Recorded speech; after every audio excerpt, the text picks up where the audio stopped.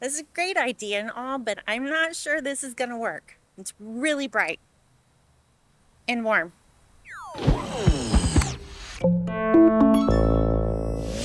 Every artifact has a story to tell, including this rather plain-looking hat. But don't let its appearance fool you. Believe it or not, this is an essential tool. This is the traditional type of hat worn by rice paddy farmers in Southeast Asia. Countries in this area of the world produce the most rice on Earth and account for over 90% of worldwide rice production.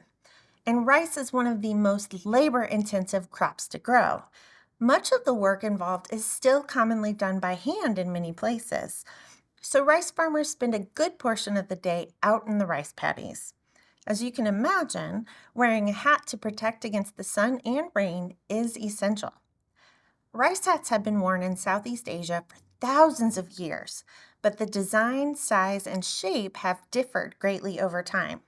There are now more than 50 different versions of rice hats found in the world, with different names depending on where you are.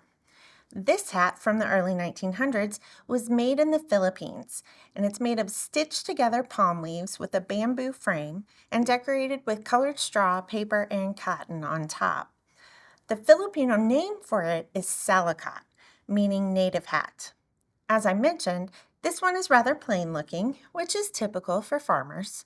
But some Salakots have a lot of decoration, like tassels, beads, feathers, jewels, and precious metals. But these were worn by wealthier upper-class Filipinos. Although this hat does have a little bit of decoration, the small bit here on top, the small amount and the type of material used identify it as a farmer's hat. But it doesn't really matter what it looks like as long as it gets the job done, right? Every artifact has a story to tell. What's the story? Stay tuned for the next artifact from our medical collection. Open wide, this one is a jaw dropper. And don't forget, you can learn more about the Science Center's collections on our Artifacts of Wonder page at slsc.org.